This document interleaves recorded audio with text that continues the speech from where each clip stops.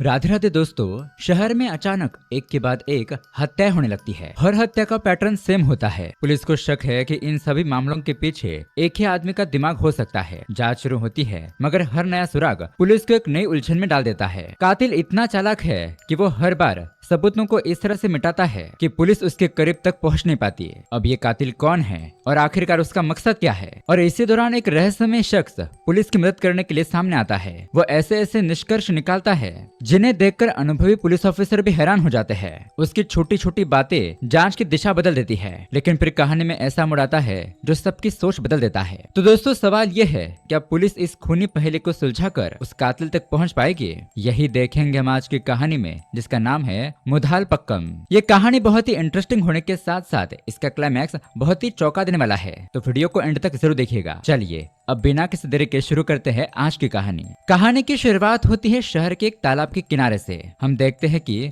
उस जगह पर पूरी पुलिस की टीम पहुंच जाती है, और वो भी वहां जर्मन शेपर्ड कुत्ते के साथ, क्योंकि उन्हें खबर मिली थी कि यहाँ पर किसी की लाश पड़ी है। अब जब पुलिस उस लाश के पास पहुंचती है, वहाँ जांच की जाती है, तो लाश की हालत देखकर उनके भी होश उड़ जाते हैं। कुछ ऑफिसर को तो उल्टियां होती है, क्योंकि किलर ने उस इंसान को पत्थर से मार मार कर उसकी बुरी हालत बना दी थी और बॉडी को यहाँ पर फेंक दिया था। कंडीशन इतनी खराब थी कि विक्टिम को पहचानना भी नामुमकिन था। सारे डिटेल्स जिससे विक्टिम की पहचान हो सकती थी, उस मौका वारदात से सब कुछ गायब कर दिया था। अब इतने में पुलिस डॉग कुछ सूंघते हुए उस जगह से थोड़ी दूरी पर आगे जाता है। पुलिस की टीम भी उसके पीछे पीछे जाती है और यहाँ पर एक सबूत मिलता है। लाश के थोड़ी दूरी पर पुलिस डॉग ने एक पत्थर ढूंढ निकाला था, जिस पर कि खून लगा हुआ था, यानी कि हत्या इसी पत्थर से की गई होगी। अब तुरंत ही इस जगह के आसपास की तलाशी ली जाती है, तो एक लेडी पुलिस ऑफिसर को वहाँ एक अंगूठी मिलती है। हालांकि ये कंफर्म नहीं होता, लेकिन पुलिस अनुमान लगा लेती है कि शायद विक्टिम को मारने के दौरान किलर के हाथ से ये अंगूठी गिर गई होगी। पुलिस के पास किलर तक पहुंचने का बस ये एक ही सबूत मिला था। खैर, अब अगले सीन में हमें प्रभु नाम के एक बंदे को दिखाया जाता है, जो कि एक मशहूर राइटर का बेटा है। उसके पिता ने अभी तक कई सारी किलर साइकोलॉजी से जुड़ी हुई किताबें लिखी थी। उनके द्वारा लिखी हुई किताबें इतने सारे पुलिस ऑफिसर ने पढ़ी थी कि उस किताब की मदद से उन्होंने बहुत सारे केसेस सॉल्व किए थे, कई सारे किलर्स को पकड़ा भी था। लेकिन अब प्रभु के पिता का देहांत हो चुका था, इसलिए यहाँ पर प्रभु से मिलने के लिए कुछ लोग आते हैं। वो कहते हैं कि हम तुम्हारे पिता के ऊपर एक डॉक्यूमेंट्री बनाना चाहते हैं, तो अगर तुम्हारी सहमति हो तो तुम हमारे साथ चेन्नई आ सकते हो। एक हफ्ते का ट्रिप होगा, जहाँ तुम्हें हमारे साथ रहकर अपने पिता से जुड़े हुए छोटी बड़ी जानकारियां शेयर करनी होगी। लेकिन अब यहाँ पर प्रभु उनसे पूछता है, पर इसके बदले में हमें कितने पैसे मिलेंगे? तब एक ऑफिसर कहता है कि सर, हम तो इसके पिता के ऊपर डॉक्यूमेंट्री बना रहे हैं और ये तो हम ही से पैसों के बारे में पूछ रहा है। प्रभु कहता है, देखिए सर, कोई भी काम बिना पैसों के नहीं होता। अगर तुम लोग मुझे 5 से 10 लाख रुपए दोगे तो ही मैं अपने पिता की जानकारी बताऊंगा। अब दरअसल दोस्तों, उन लोगों को डॉक्यूमेंट्री तो बनानी थी, तो ये लोग यहाँ पर 5 लाख रुपए में मान जाते हैं। 20,000 रुपए एडवांस के तौर पर प्रभु की माँ को दे देते हैं। फिर प्रभु भी इस काम के लिए मान जाता है। अब यहाँ पर हमें पता चलता है कि प्रभु का सपना है कि जिस तरह से उसके पिता नॉवल लिखते थे, उसी तरीके से वो भी रियलिटी में अपने पिता से प्रेरित होकर केसेस को सॉल्व करे और अपराधियों को पकड़ने में पुलिस की मदद करे। तो अब जैसे ही प्रभु चेन्नई आता है, उसे रहने के लिए नीता नाम की एक लड़की के घर पर भेजा जाता है। प्रभु का काम होता है नीता को सारी बातें बताना, और उसके हिसाब से नीता डॉक्यूमेंट्री के लिए स्क्रिप्ट और कुछ आर्टिकल लिखेगी।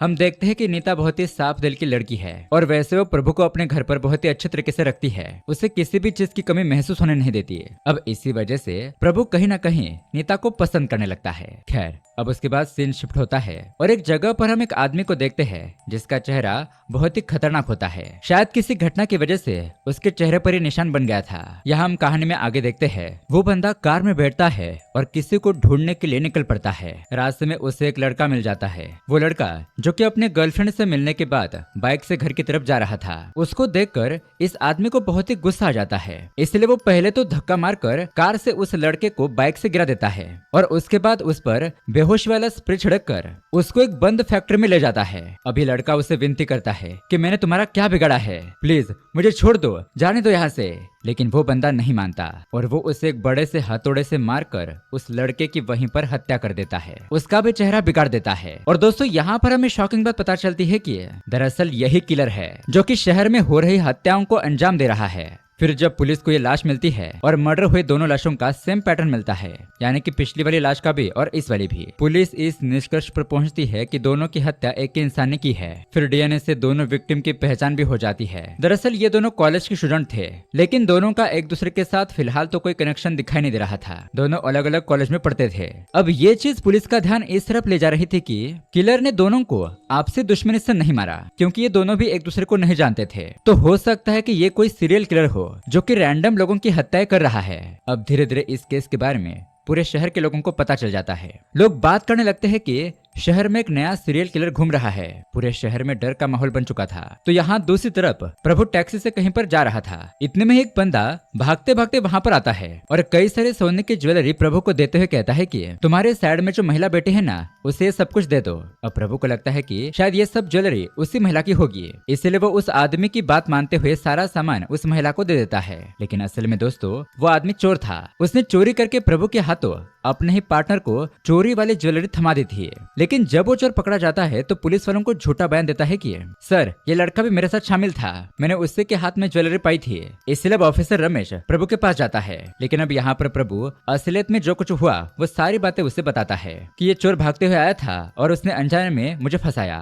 सच में मैंने कुछ नहीं किया है। लेकिन फिर भी गहरी पूछताछ करने के लिए रमेश चोर के साथ प्रभु को भी पुलिस स्टेशन ले जाता है। अब ये लोग जा रहे होते हैं, तभी रास्ते में उनको एक आदमी की लाश दिखाई देती है। साइड में उस आदमी की बाइक भी घिरी हुई थी। उसे देखकर ऑफिसर रमेश सोच रहा था कि शायद इसका एक्सीडेंट हुआ होगा, जिस वजह से ये बेचारा आदमी मर गया। लेकिन दोस्तों प्रभु देखते ही समझ जाता है कि ये कोई एक्सीडेंट नहीं बल्कि कुछ और ही घटना है। वो अपनी तेज नजरों से और शातिर दिमाग से सब कुछ पढ़ लेता है। वो कुछ ही सेकंड में उस लाश को गौर से देखता है और रमेश से कहता है कि सर अगर ये एक्सीडेंट ही होता तो ये आदमी किधर भी गिर सकता था ना, लेकिन इस तरह की पोजीशन में ये मौजूद है कि मानो किसी ने एक्सीडेंट दिखाने के लिए उसे इस तरह से लिटा दिया हो और उसकी बाइक भी गिरा दी हो। क्योंकि जब एक्सीडेंट होता है तो बाइक पर स्क्रैचेस आते हैं, लेकिन इसकी बाइक तो जानबूझकर यहाँ पर लिटाई जैसी दिखाई दे रही है और इस बंदे के मुंह को छोड़कर शरीर के सभी जगह पर शराब की स्मेल आ रही है। मतलब कि मरने के बाद इसके शरीर पर शराब की बोतल डाली गई होगी ताकि ऐसा लगे कि यह आदमी शराब के नशे में गाड़ी चला रहा था और तभी इसके एक्सीडेंट होकर मौत हो गई। इसके चोट के निशान को देखकर भी ऐसा लगता है कि इसको किसी भारी रॉड से मारा गया हो, लेकिन मारा ऐसी जगह गया था ताकि ये सब कुछ एक्सीडेंट लगे। अब ऑफिसर रमेश ये सारी डिटेल्स को जानकर हैरान हो जाता है। प्रभु से कहता है कि तूने तो सिर्फ किलर की पहचान छोड़कर सारी डिटेल्स बता दी और वो भी एक ही झटके में। यहाँ पर रमेश को यकीन नहीं हो रहा था, पर फॉरेंसिक रिपोर्ट भी प्रभु की बताई हुई बातों से एग्जैक्टली मैच करती है। तो ऑफिसर रमेश कहता है भाई तू कौन है और इतना सब कुछ कैसे जानता है? तब प्रभु यहाँ पर कहता है कि मैं हूँ फेमस राइटर रामचंद्रन का बेटा और मेरे पिता से ही मुझे ये हुनर मिला है। बस दोस्तों बस ये सुनने की देरी थी कि यहाँ पर रमेश की खुशी का ठिकाना नहीं रहता। वो कहता है कि तुझे पता है मैं तेरे पिता का कितना बड़ा फैन हूँ, मैंने उनकी सारी नॉवेल्स पढ़ ली है, उन्हीं के जरिए मैंने कई सारे केसेस सॉल्व भी किए थे, लेकिन तू तो अपने पिता से भी ज्यादा शातिर निकला।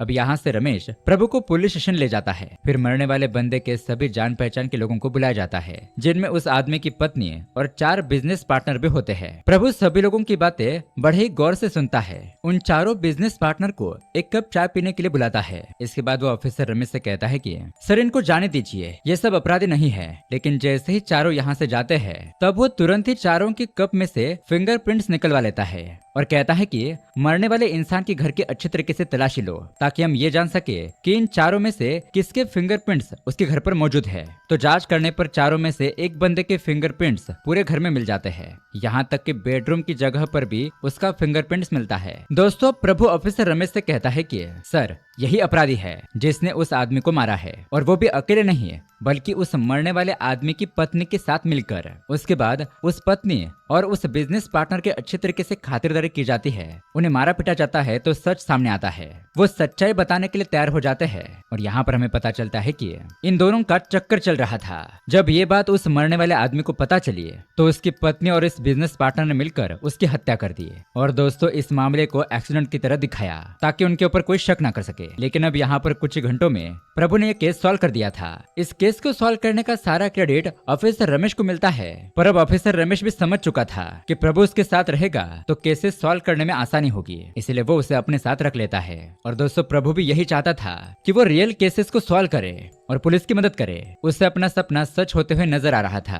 अब उसके बाद अगले सीन में हम देखते हैं ऑफिसर रमेश प्रभु को एक क्राइम सीन पर ले जाता है, जहां पुलिस वालों को एक और लाश मिली थी। यहाँ भी ये लाश सेम पैटर्न में होती है जिस तरह से वो किलर अपने विक्टिम को मारता है, यानी कि ये हत्या भी उसी किलर ने की है। अब ये एक लड़की थी, उसने फॉर्मल कपड़े पहने हुए थे, जिसका मतलब कि वो ऑफिस में काम करने वाली लड़की थी। किलर ने सारी चीजें ले ली थी जिससे कि लड़की की पहचान हो पाती है। लेकिन दोस्तों प्रभु की नजरों से बचना नामुमकिन था। प्रभु को उस लड़की की बैग में टिश्यू मिलता है जो कि पास के रेस्टोरेंट का होता है। अब वहाँ के सीसीटीवी से लड़की का चेहरा मैच करने पर लड़की की पेमेंट वाली प्रोफाइल मिल जाती है और वहीं से पता चलता है कि लड़की का नाम सृजा था। फिर रमेश लड़की के घर पर जाकर ये दुखद खबर उन्हें बताता है। ये सुनकर उनके घर वाले बहुत ही दुखी होकर रोने लगते हैं। फिर रमेश और सृजा के बारे में जानकारी निकालना शुरू करता है। पता चलता है कि वो एक रिपोर्टर थी और एक प्राइवेट कंपनी में काम करती थी। उसके कलीग्स बताते हैं कि वो बहुत ही अच्छी लड़की थी, किसी से ज्यादा ना बातचीत ना कोई दुश्मनी। अब यहाँ पर दोस्तों प्रभु और रमेश दोनों ही इस चीज को लेकर परेशान हो जाते हैं। क्या उन सभी बॉडीज का कोई कनेक्शन है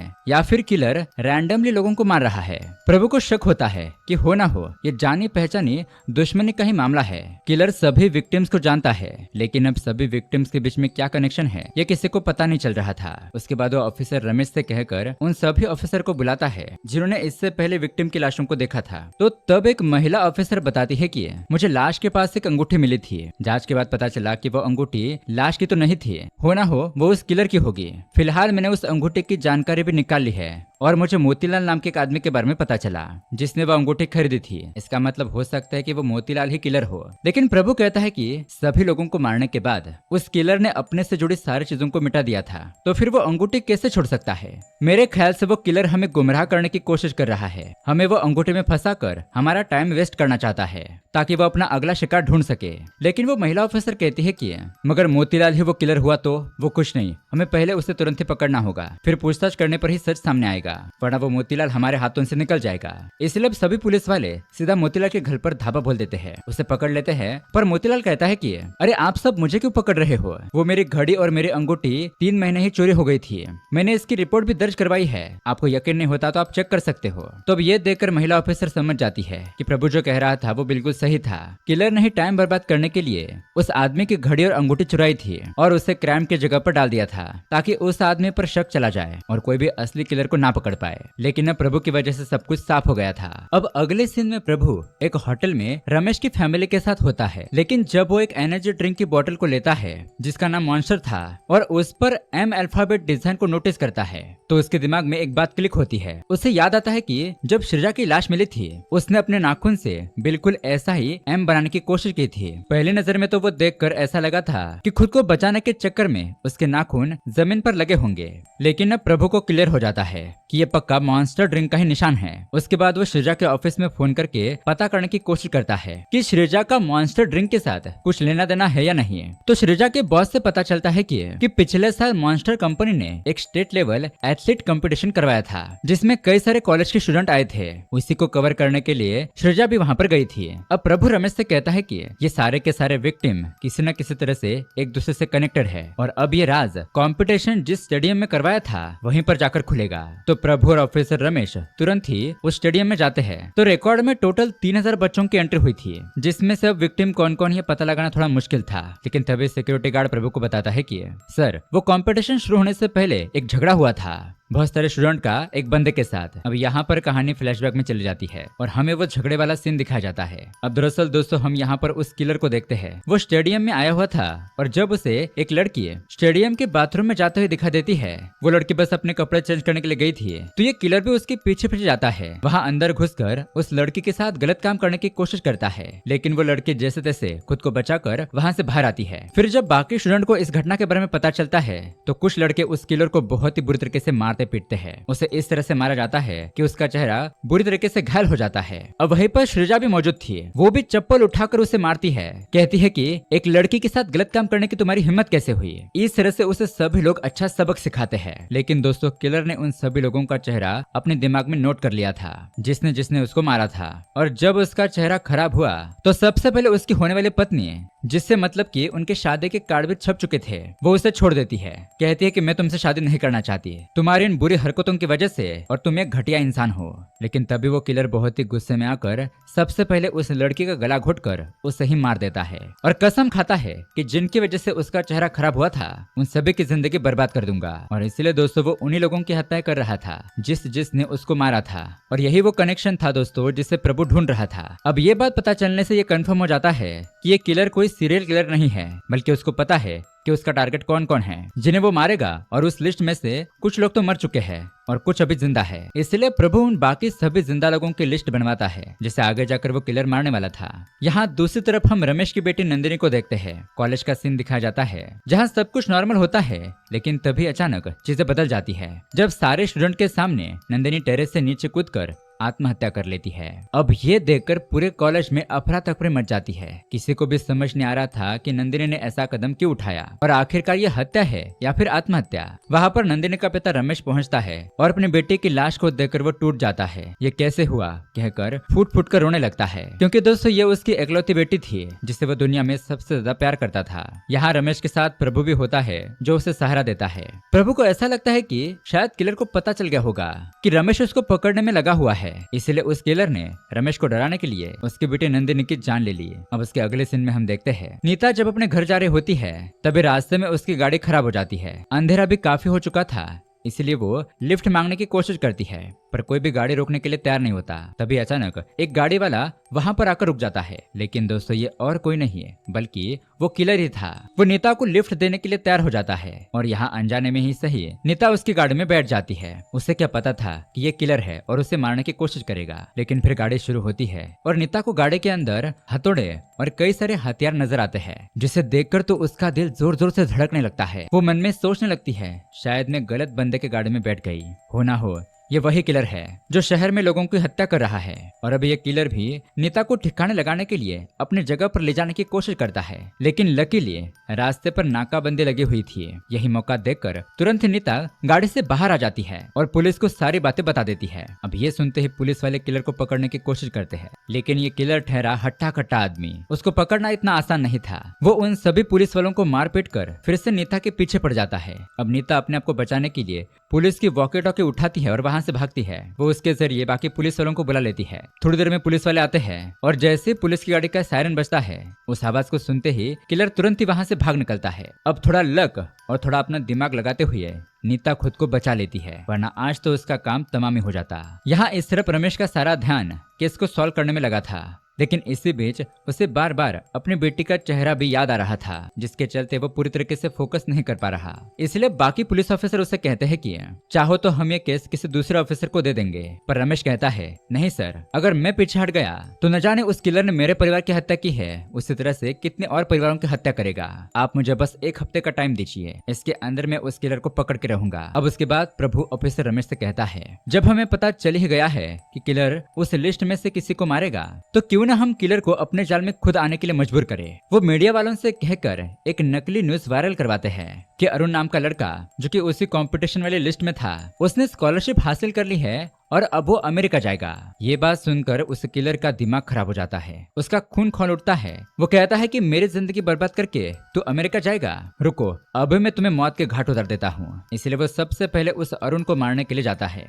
अब जैसे कि प्रभु और रमेश उन्हें तो पता था कि वो आने वाला है, इसलिए वो उसके इंतजार में बैठे थे। किलर आता जरूर है, लेकिन उसकी नजर पड़ जाती है प्रभु और रमेश पर। वो समझ जाता है कि इन लोगों ने उसे पकड़ने के लिए जाल बिछाया हुआ है, इसलिए वो दिमाग लगाकर सामने मौजूद रिक्शा को आग लगा देता है और तभी सभी लोगों का ध्यान उस पर चला जाता है। इतने में ही वो उस लड़के अरुण को गाड़ी में डालकर उसे वहां से ले जाने लगता है। लेकिन दोस्तों प्रभु भी तुरंत ही रमेश की गाड़ी लेकर उसका पीछा करना शुरू कर देता है। जब वो किलर ये देखता है कि प्रभु उसके एकदम करीब आ चुका है तो वो उस लड़के अरुण को गाड़ी से बाहर फेंक देता है ताकि पुलिस उसका पीछा छोड़ दे। लेकिन प्रभु कहाँ मानने वाला था, प्रभु तो फिर भी नहीं रुकता, उसका पीछा करते रहता है और वो उस तक पहुंच जाता है। अब यहाँ पर इन दोनों में बहुत ही जबरदस्त लड़ाई होती है, लेकिन ये किलर ठहरा बॉडी बिल्डर। वो अपनी बॉडी होने होने का फायदा उठाकर प्रभु को उठाकर पटक देता है, उसे बुरी तरीके से घायल कर देता है और फिर से वहां से भाग जाता है। तब तक ऑफिसर रमेश और बाकी पुलिस वाले भी वहां पर पहुंच जाते हैं। अब दोस्तों हमें पता चलता है कि ये वही पुरानी फैक्ट्री है जहां वो किलर ज्यादातर विक्टिम्स को मारा करता था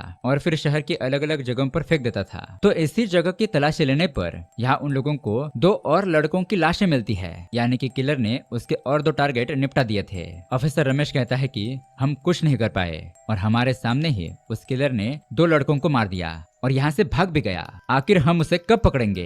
तभी प्रभु को ऐसा लगता है कि उसने किलर को भागते हुए देखा था, यानी कि वो किस डायरेक्शन में गया था। वहाँ पर एक पुरानी बिल्डिंग मौजूद होती है, तो ऐसा लगता है कि हो ना हो ये किलर यहीं पर छुपा होगा। इसलिए वो तुरंत ही किलर को ढूंढने जाता है और जैसे वो उस बिल्डिंग के अंदर जाता है ना, सच में दोस्तों वो किलर वहीं पर उसका इंतजार कर रहा था। वो प्रभु को देखते ही उसके ऊपर हमला कर देता है।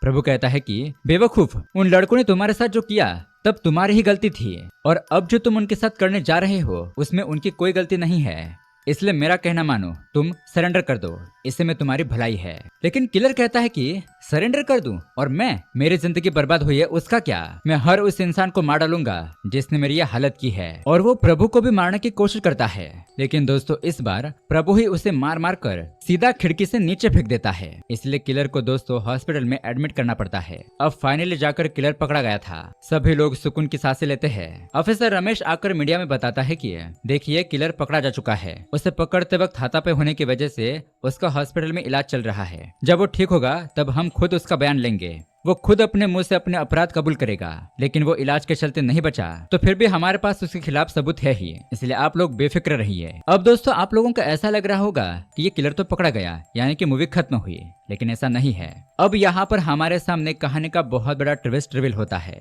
और ट्विस्ट ये है कि रमेश की बेटी नंदिनी को किसी ने मारा नहीं था, बल्कि उसने खुद ने ही आत्महत्या की थी। लेकिन दोस्तों उसने ऐसा क्यों किया, यही बात जानने के लिए हम थोड़ा सा टाइम के पीछे जाते हैं। तो दरअसल दोस्तों बात ये होती है कि जब नंदिनी ने कॉलेज में टॉप किया था तब अर्जुन नाम का एक लड़का उसके पास आता है। वो उसे कहता है कि तुम कितनी होशियार हो, देखो मैं पढ़ाई में थोड़ा कच्चा हूँ, क्या तुम मुझे भी पढ़ाई करने में थोड़ी मदद करोगी ताकि मैं भी अपना एग्जाम क्लियर कर सकूं। अब दोस्तों जैसे कि नंदिनी एक अच्छी लड़की होती है, इसलिए वो उसकी मदद करने के लिए मान जाती है। फिर ये एक दूसरे के साथ पढ़ने लगते हैं, दोनों में दोस्ती बढ़िया हो जाती है। और जब एग्जाम का दिन आता है तो जैसे अर्जुन कॉलेज आता है तो उससे याद आता है कि वो तो अपना हॉल टिकट ही भूल गया है। अब ये देखकर वो बहुत ही परेशान हो जाता है। उसे परेशान देखकर नंदिनी उसे कहती है कि अरे तुमने हॉल टिकट यहीं कहीं आसपास गिरा दिया होगा, चलो हम चलकर ढूंढते हैं।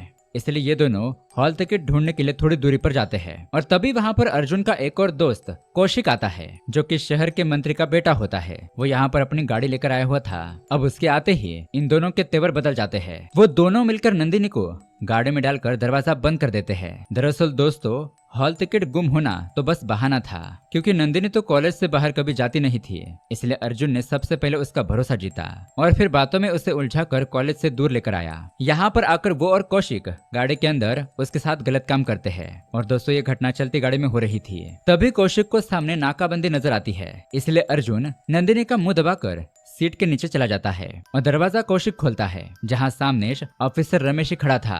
अब लाइसेंस वगैरह देखने के बाद यहाँ उस बेचारे को कुछ पता नहीं चलता कि उसकी खुद की बेटी ही उस गाड़ी के अंदर मौजूद है। इन दोनों ने उसे पकड़ कर रखा था। नंदिनी अपने पिता को देखकर आवाज करने की कोशिश करती है, लेकिन अर्जुन उसका मुंह बहुत ही जोर से दबाता है। इस वजह से वो कुछ नहीं कर पाती और थोड़ी देर में ये लोग वहाँ से निकल जाते हैं। अब उनको पता था दोस्तों नंदिनी का पिता पुलिस वाला है, फिर भी मंत्री का बेटा है। वो सोचता है कि मंत्री के बेटे के सामने इसकी थोड़ी चलेगी। देखो इनकी कितनी घटिया सोच होती है। अब ये दोनों सीधे नंदिनी को उसके घर पर छोड़ देते हैं। फिर हम देखते हैं वो अपने घर वालों को सब कुछ बता देती है। ये लोग बस गम मनाते रहते हैं। नंदिनी रोते हुए अपने पिता रमेश को सारी बातें बताती है और ये सब सुनकर बेचारा रमेश बुरी तरीके से टूट जाता है। लेकिन फिर भी दोस्तों वो नंदिनी को हिम्मत देता है कि बेटा सब कुछ ठीक हो जाएगा, तुम चिंता मत करो, मैं उन दोनों को सबक सिखाऊंगा। लेकिन दोस्तों मंत्री का बेटा होने की वजह से सारे सबूत होने के बावजूद भी केस बन नहीं पा रहा था। देखो ये पुलिस होकर इसका ये हाल है, तो अगर आम आदमी के साथ ऐसी घटना हुई तो उसका क्या होता होगा, उसकी पुकार कौन सुनेगा। ऑफिसर रमेश यहाँ पर चाहकर भी उन लोगों का कुछ बिगाड़ नहीं पा रहा था। यहाँ नंदिनी धीरे धीरे करके उस सदमे से उभरने की कोशिश करती है, लेकिन ये चीज उन दोनों शैतान लड़कों को बर्दाश्त नहीं होती है। अर्जुन और कौशिक दोबारा से उसे परेशान करने लगते हैं। उसे एक वीडियो भेजते हैं, क्योंकि उन्होंने उस दिन वो सारी चीजें रिकॉर्ड कर ली थी। कहते हैं कि कल तुम्हें हमारे पार्टी में आना होगा, हमारे दोस्तों को भी मजे लेने हैं, टाइम पर आ जाना वरना ये वीडियो पूरे दुनिया में वायरल होगी। अब ये देखकर नंदिनी बहुत ही घबरा जाती है। वो इस दुख को सह नहीं पाती। उसे अपने सामने एक ही ऑप्शन नजर आता है और वो है आत्महत्या। और दोस्तों इसके बारे में जब प्रभु को पता चलता है तो उसे भी बहुत ही बुरा लगता है, लेकिन फिर वो कहता है कि जब कानून ऐसे लोगों को सजा नहीं दे पा रहा है तो कानून अपने हाथों में लेने का टाइम आ चुका है। और दोस्तों जब वो किलर उसे लड़ने आया था तो वो किलर उसको मारकर भागा नहीं था।